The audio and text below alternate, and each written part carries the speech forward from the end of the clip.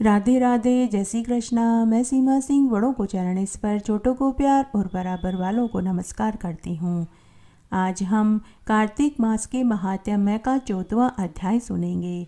अब तक हमने 13 अध्याय सुने हैं। अगर आपका कोई भी अध्याय सुनने से छूट गया है तो डिस्क्रिप्शन बॉक्स में मैं उनका लिंक छोड़ दूंगी। आप वहां से अपना छूटा हुआ अध्याय सुनकर पुण्य लाभ कमा सकते हैं। और आपसे एक करुण रिक्वेस्ट है कि अगर अभी तक आपने मेरे चैनल को सब्सक्राइब नहीं किया है तो कृपया मेरे चैनल को सब्सक्राइब करें ताकि मेरा आगे आने वाला वीडियो सबसे पहले आपको मिले। धन्यवाद। आइए अब हम कार्तिक मास के महात्म्य का 14वां अध्याय सुनते हैं। नारद मुनि राजा पृथु से बोले कि हे राजन, इस प्रकार दैत्यराज धर्मराज को धर्म पूर्वक राज्य करते देखकर सभी देवता क्षुब्ध हो गए। उन्होंने देवादिदेव भगवान शंकर का मन में स्मरण किया और स्तुति करनी शुरू कर दी और कितने ही दिनों तक वे स्तुति करते रहे। तब भक्तों की कामना पूरी करने वाले शंकर भगवान ने नारद मुनि को बुलाया और देव कार्य करने की इच्छा से उनको देवपुरी भेजा। शंकर भक्त नारद मुनि भगवान शंकर की आज्ञा से देवपुरी में गए। इंद्र आदि सभी देवता व्याकुल हो शीघ्रता से उठकर नारद मुनि की स्तुति करने लगे।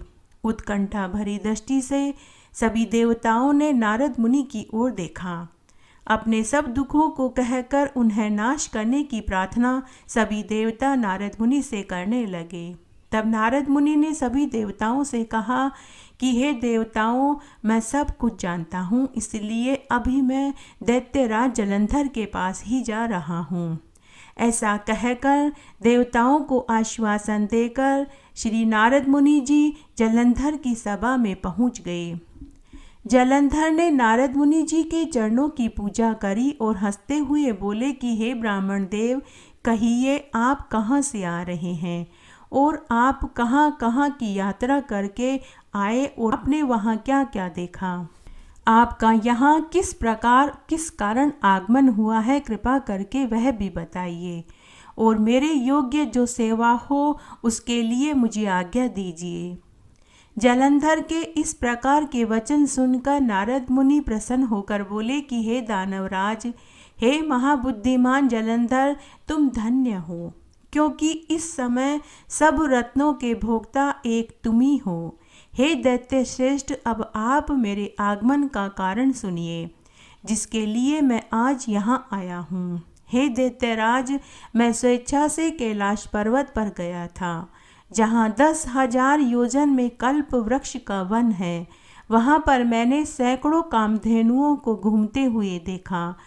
वहाँ चिंतामणि से प्रकाशित परम दिव्य अद्भुत और सब स्वर्ण में है।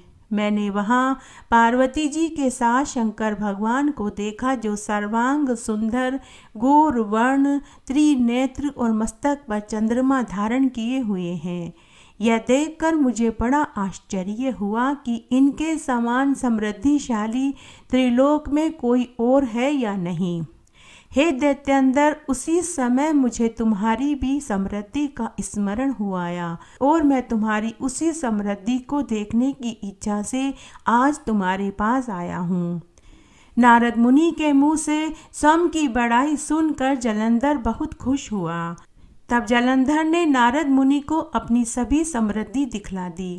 उसे देखकर देवताओं का कार्य करने में इच्छुक शिव प्रेरित नारद मुनि ने जलंधर की ओर प्रशंसा करी और कहा कि निश्चय ही तुम त्रिलोकपति होने के योग्य थे। तुम्हारे लिए ऐसा होना कोई विचित्र बात नहीं है। मैं देख रहा हूँ तुम्हारे पास सब कुछ है, किसी बात की कोई कमी नहीं है। ऐरावत हाथी, उच्च श्रवा घोड़ा, कल्प वृक्ष और कुबेर की निधि तुम्हारे पास है। मणियों और रत्नों के ढेर भी तुम्हारे पास लगे हुए हैं। ब्रह्मा जी का हंस युक्त विमान भी तुम्हारे पास है। ध्रुतलोक, पाताल और पृथ्वी पर जितने भी रत्न, हीरे, मोती, माणिक्य हैं, वह सब तुम्हारे पास हैं। मैं तुम्हारे इस प्रकार के रत्न ऐश्वर्य को देखकर बहुत प्रसन्न हूँ, परंतु तुम्हारे पास कोई स्त्री रत्न नहीं है, इसीलिए तुम्हारा यह सब कुछ वैभव फीका है। तुम कोई स्त्री रत्न ग्रहण क्यों नहीं करते? नारद मुनि के इस प्रकार के वचन सुनकर दैत्य काम से वशीभूत हो गया। उसने नारद मुनि को प्रणाम करके पूछा कि ऐसी स्त्री मुझे कहाँ मिलेगी जो सब रत्नों में श्रेष्ठ हो? यदि ऐसा रत्न कहीं मिले तो आप मुझे बताइए, मैं उसे अवश्य लेकर आऊँगा। देव ऋषि नारद मुनि बोले कि ऐसा रत्न तो कैलाश पर्वत पर योगी शंकर के पास ही है। उनकी सर्वांग सुंदर पत्नी देवी पार्वती बहुत ही मनोहर है। उसके समान सुंदरी मैंने आज तक कोई नहीं देखी। शंकर से बढ़कर समृद्धिवान दूसरा और कोई नहीं है। उसके इस रत्न की महिमा तीनों लोकों में कहीं भी नहीं जा सकती। तभी तो परम विरक्त आत्मा राम शंकर भी उनके वश में हो गए हैं। देव ऋषि नारद उस दैत्य से ऐसा कहकर अन्य कार्य करने की इच्छा से आकाश मार्ग से पुनः अपने लोक में वापस चले गए। नारद मुनि देवताओं का कार्य करने के लिए आए थे और उन्होंने अपना कार्य सकुशल पूरा कर दिया। उसके बाद सभी ऋषि मुनि सूत जी से पूछने लगे कि हे मुनिवर, कार्तिक मास में महादेव जी के ऊपर वीलपत्र चढ़ाने के महात्म्य को सुनाइए, हम वह सुनना चाहते हैं। तब सूत जी सभी ऋषि मुनियों से बोले कि हे ऋषि मुनियों, इस संबंध में मैं तुम्हें एक पौराणिक कथा सुनाता हूँ, तुम ध्यान से सुनो। इस कथा को सुनने से ही तुम्हारे सभी संदेह दूर हो जाएंगे कि कार्तिक मास में महादेव जी के ऊपर एक वील पत्र चढ़ाने का क्या मोल है। एक बार लक्ष्मी जी पार्वती जी से मिलने कैलाश पर्वत पर गई। तब लक्ष्मी जी ने देखा कि पार्वती जी फूलों के गहने बना बना कर के पहन रही थी। तब माता लक्ष्मी माता पार्वती जी से बोली कि बहन, आप रोज गहने बनाते और रोज पहनते हो, आप शंकर भगवान से क्यों नहीं बोल देते, तो वो आपको मेरे जैसे सोने चांदी हीरे मोती माणिक्य के गहने बनवा देंगे। मेरे लिए तो भगवान विष्णु ने कई तरह के सोने चांदी हीरे मोती के गहने बनवा कर के दिए हैं, मैं रोज बदल बदल कर पहनती हूँ। उस दिन मासिक शिवरात्रि का दिन था और लक्ष्मी जी गहनों से लदी हुई थी, लाल जोड़े में सुर्ख गुलाबी लग रही थी। तब लक्ष्मी जी के जाने के बाद पार्वती जी शंकर भगवान से बोली कि आप मुझे भी नए नए गहने बना कर के ला कर दो। लक्ष्मी जी के पास तो बहुत सारे गहने हैं, वो रोज बदल बदल कर गहने पहनती हैं। उन्हें तो विष्णु भगवान ने कई गहने बना कर के दिए हैं। तब शंकर भगवान ने माता पार्वती से पूछा कि हे कल्याणी, आज तुम्हारे पास कौन आया था? तब माता पार्वती जी बोली कि आज लक्ष्मी जी मेरे पास खुद चलकर आई थी और वो मुझे ताना देकर के गई हैं, इसलिए अब मैं फूलों के गहने नहीं पहनूंगी। मुझे तो सोने चांदी हीरे मोती माणिक्य के गहने पहनने हैं। तब शंकर भगवान माता पार्वती से बोले कि हे देवी, मेरे पास पैसा कहाँ है? हे देवी, अगर मेरे पास धन होता तो मैं पहाड़ों पर क्यों रहता। अच्छा, मैं तुम्हें एक उपाय बताता हूँ। तुम ये एक वीलपत्र ले जाओ और देवी लक्ष्मी से एक वीलपत्र के वजन के गहने लेकर आ जाओ।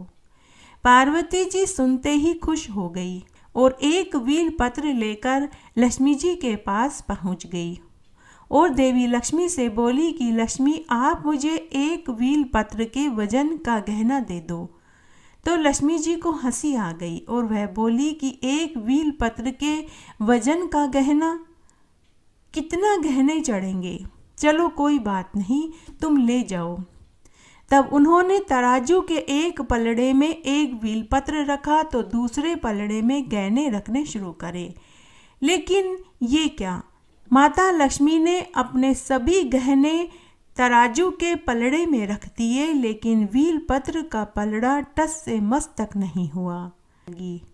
माता लक्ष्मी के पसीने छूटने लगे, वो चकरा गई, घबरा गई, उन्हें बड़ा आश्चर्य हुआ, वो मनी मन घबरा गई। पार्वती जी वहाँ बैठी यह सब कुछ देख रही थी। आखिर में पार्वती जी को ही बीच में बोलना पड़ा कि अरे लक्ष्मी, कोई बात नहीं, इस पलड़े में जितने गहने हैं तुम तो मुझे वो ही दे दो। इस तरह पार्वती जी ने वहीं बैठकर सारे गहने पहन लिए।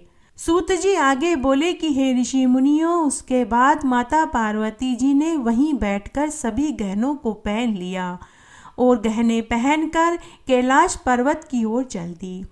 लेकिन जब वे कैलाश की ओर जा रही थी तभी वहां भयंकर आंधी तूफान बवंडर आ गया। पार्वती जी गिरती पड़ती कैलाश पर्वत पर पहुंच गई।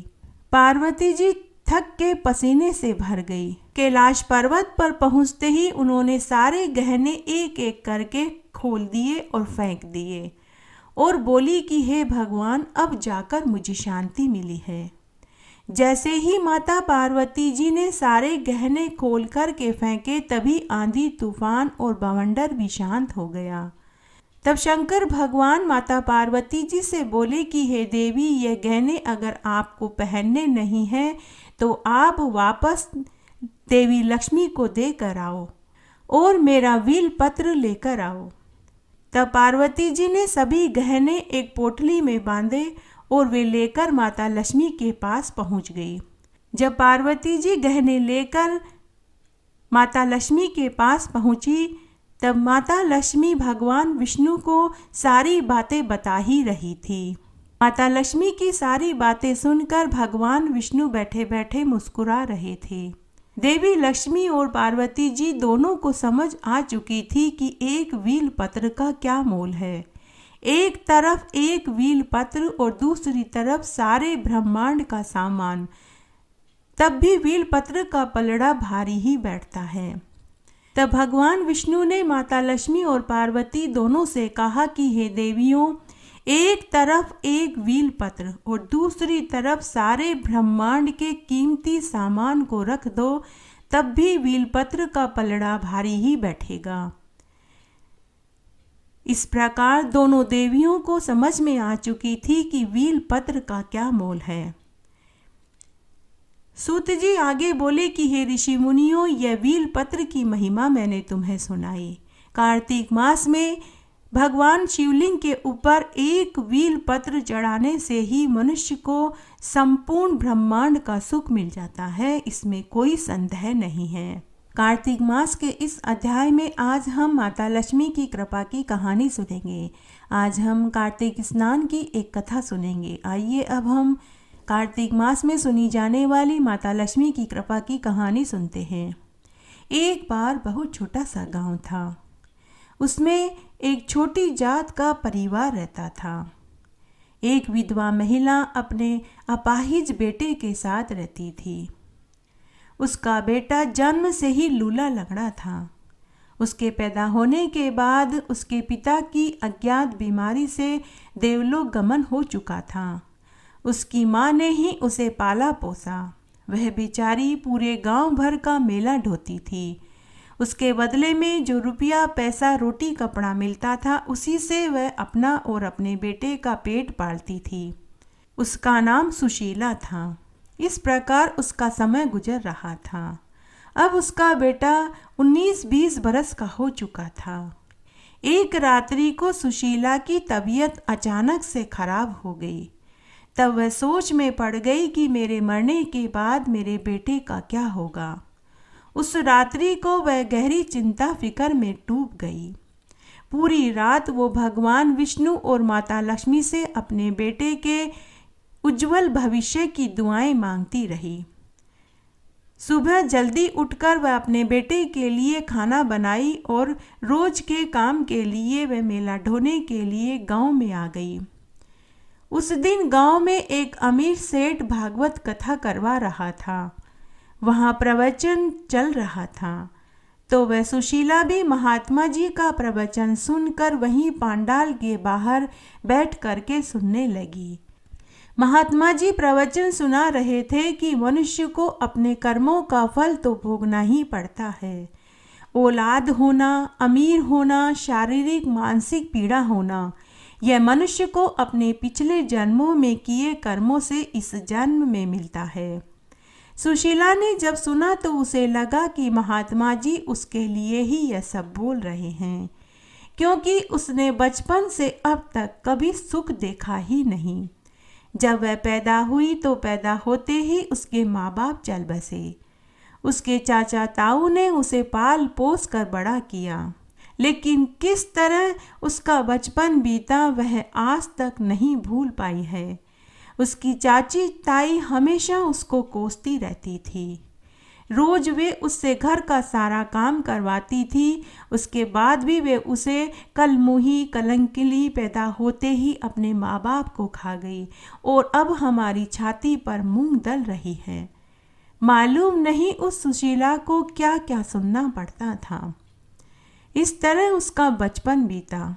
जब वह बड़ी हुई और उसकी शादी हुई तो उसे शराबी जुआरी पति मिला, जो आए दिन सुशीला को मारता पीटता रहता था। सुशीला आज बैठी बैठी अपना बीता समय याद करके रोई जा रही थी। बेटा हुआ तो वह अपाहिज पैदा हुआ। सुशीला सोच में पड़ गई कि भगवान ने सारे दुख मेरी ही किस्मत में क्यों लिख दिए। पति मर चुका है, बेटे को कैसे जैसे बड़ा कर लिया है, लेकिन अब आगे इसका क्या होगा? मेरे मरने के बाद मेरे बेटे का क्या होगा? अपाहिज होने से वह कोई काम धंधा भी नहीं कर सकता। एक तो वह अपाहिज है और ऊपर से गरीब। कौन उसके साथ अपनी बेटी ब्याह देगा? सुशीला वहाँ बैठी रोई जा रही थी। थोड़ी देर के बाद प्रवचन खत्म हो गया। सभी श्रद्धालु चले गए। अंत में महात्मा जी भी अपने शिष्यों के साथ जाने के लिए पांडाल से बाहर आए। सुशीला अभी भी पांडाल के बाहर बैठी रोई जा रही थी। महात्मा जी ने जब सुशीला को उदास, दुखी और मलिन मुख में देखा तो महात्मा जी को उसके ऊपर बहुत दया आई। महात्मा जी अपने शिष्यों के साथ सुशीला के पास गए और बोले कि हे कल्याणी, सभी श्रद्धालु अपने अपने घर जा चुके हैं। हे भद्रे, तुम यहाँ क्यों बैठी हो? हे कल्याणी, घर जाओ, अंधेरा होने वाला है। तब सुशीला दूर से ही महात्मा जी को प्रणाम करके बोली कि महात्मा जी, मैं अपने पिछले जन्मों के कर्मों को भोग रही हूँ। हे महाराज, आज आपके प्रवचन ने मुझे अंदर तक हिला कर रख दिया है। हे महाराज, मेरा दुख बहुत बड़ा है। पर्वत को तो मनुष्य चढ़कर पार कर सकता है, लेकिन मेरे दुख तो पहाड़ से भी बड़े हैं। हे महाराज, मेरे दुखों का निवारण बताइए। कब मेरे दुख दूर होंगे? तब महाराज, जो अंतर्यामी थे, उन्होंने सुशीला की ललाट की रेखाएं पढ़ी और बोले कि हे कल्याणी, तुम माता लक्ष्मी को रोज लाल पुष्प चढ़ाया करो। हे कल्याणी, कार्तिक का महीना चल रहा है। तुम कार्तिक मास में माता लक्ष्मी को लाल पुष्प की माला चढ़ाओ, अगरबत्ती जलाओ, माता लक्ष्मी की पूजा करो और व्रत करो। हे कल्याणी, कार्तिक का महीना चल रहा है। कार्तिक मास में तुम रोज स्नान करो, भगवान विष्णु और माता लक्ष्मी की पूजा करो, तुम्हारे सभी कष्ट दूर हो जाएंगे। हे कल्याणी, कार्तिक मास चल रहा है। कार्तिक मास में भगवान विष्णु के साथ माता लक्ष्मी की पूजा करने से मनुष्य के सभी दुख दूर हो जाते हैं और तुम रोज माता लक्ष्मी के मंदिर में फूल, अगरबत्ती और प्रसाद चढ़ाओ। तुम्हारे सभी दुख माता लक्ष्मी दूर कर देंगी। ऐसा कहकर महाराज सुशीला को आशीर्वाद दे करके चले गए। सुशीला खुशी खुशी घर आई। घर आने पर वह सोच में पड़ गई कि कौन मुझे मंदिर में जाने देगा। मैं छोटी जात की हूँ, मैं कैसे भगवान विष्णु और माता लक्ष्मी के मंदिर में जाकर के पूजा करूं? रात भर वह यही सोचती रही। तब रात में ही उसे एक उपाय सूझा। दूसरे दिन वह जल्दी उठी, स्नान आदि करके घर का सारा काम करके वह बाजार में गई। वहाँ से उसने फूल खरीदे, अगरबत्ती खरीदी और प्रसाद खरीदा और गांव के बाहर विष्णु भगवान और माता लक्ष्मी के मंदिर के बाहर शाल ओढ़ कर बैठ गई और सुंदर सुंदर फूल मालाएं बनाने लगी और फूल माला अगरबत्ती और प्रसाद लेकर मंदिर के बाहर बैठ गई। आने जाने वाले श्रद्धालु भक्तों को वह फूल माला अगरबत्ती और प्रसाद बेचने लगी। साथ ही वह 4 फूल खुद की तरफ से उनकी टोकरी में यह कहकर डाल देती कि बापूजी, बहन जी, ये 4 फूल माता लक्ष्मी को मेरी तरफ से चढ़ा देना। मुझ गरीब को तो मंदिर में जाने का समय भी नहीं मिलता है। तब श्रद्धालु भक्त उस बुढ़िया से कहते कि अरे बुढ़िया माई, तुम चिंता मत करो, यह फूल हम तुम्हारी तरफ से माता लक्ष्मी को चढ़ा देंगे। इस तरह पूरे कार्तिक मास में उसने पूरी निस्वार्थ भाव से जल्दी उठकर स्नान करती और रोज भगवान विष्णु और माता लक्ष्मी के मंदिर के बाहर फूल, अगरबत्ती और प्रसाद बेचती और अपनी तरफ से भी फूल और प्रसाद हर श्रद्धालु की टोकरी में डालकर दे देती और कहती कि मेरी तरफ से ये भगवान विष्णु और माता लक्ष्मी को चढ़ा देना। इस तरह पूरा कार्तिक का महीना बीत गया। तब कार्तिक पूर्णिमा की रात को भगवान विष्णु और माता लक्ष्मी ने सुशीला को दर्शन दिए और कहा कि हे पुत्री, हम तेरी सेवा से बहुत प्रसन्न हुए, तू कोई वर मांग, आज हम तेरी सभी इच्छाएं पूरी करने आए हैं। तब सुशीला बोली कि हे भगवान, मेरे दुख से आप अनजान नहीं हैं। मैंने जन्म से अब तक दुख ही दुख देखे हैं। सुख क्या होता है मैं सुख से अनजान हूँ। हे प्रभु, मेरा बेटा ठीक हो जाए, वह जन्म से ही अपाहिज है। उसका किसी अच्छी लड़की से ब्याह हो जाए और वह कमाने लगे। मुझ बुढ़िया को और कुछ नहीं चाहिए। तब माता लक्ष्मी ने कहा कि हे पुत्री, तेरे सारे दुख दूर हो जाएंगे। अब मैंने तेरे घर में प्रवेश कर लिया है, अब मैं तेरा घर छोड़कर कभी नहीं जाऊंगी। तू इसी तरह रोज मेरी सेवा किया कर और 4 लाल फूल, अगरबत्ती और प्रसाद चढ़ा दिया कर। इस तरह भगवान विष्णु और माता लक्ष्मी सुशीला को आशीर्वाद देकर अंतर्ध्यान हो गए। सुबह रोज की तरह जब सुशीला सोकर उठी तो उसने देखा कि उसका घर धन धान्य से भरा हुआ था। उसका घर सुंदर महल में बदल चुका था। उसका बेटा भी अब अपाहिज नहीं था। जब वह अपने बेटे को देखने गई तो उसने देखा कि उसका बेटा अपाहिज नहीं रहा। उसके हाथ पांव सीधे हो चुके थे। वह पूरी तरह से स्वस्थ और निरोगी था। बेटे को भी विश्वास नहीं हो रहा था कि अब वह लूला लंगड़ा नहीं रहा। कुछ दिनों बाद ही एक सुंदर लड़की से उसके बेटे का विवाह हो गया। अब उसका बेटा भी कमाने लगा। अब सुशीला गांव में मेला ढोने नहीं जाती, बल्कि वह भगवान विष्णु और माता लक्ष्मी के मंदिर के बाहर फूल, माला, अगरबत्ती और प्रसाद बेचती रही और साथ ही हर श्रद्धालु की टोकरी में अपनी तरफ से 4 फूल और प्रसाद, अगरबत्ती भी रखती रही। हे माता लक्ष्मी, हे विष्णु भगवान, जैसा सुख कार्तिक मास में आपने सुशीला और उसके बेटे को दिया, वैसा सबको देना, कहानी कहने वाले को, सुनने वाले को और हुक्कारा भरने वाले को। घटती हो तो पूरी हो तो परवान चढ़े, भूले बिसरे नाम तेरे भंडार में भरे। इस प्रकार आज मैंने आपको कार्तिक मास के महात्म्य का 14वां अध्याय सुनाया। साथ ही हमने इसमें वीलपत्र का महात्म्य सुना और भगवान विष्णु और माता लक्ष्मी की कृपा की और कार्तिक स्नान की कथा सुनी। आशा करती हूँ आपको यह महात्म्य जरूर पसंद आएगा।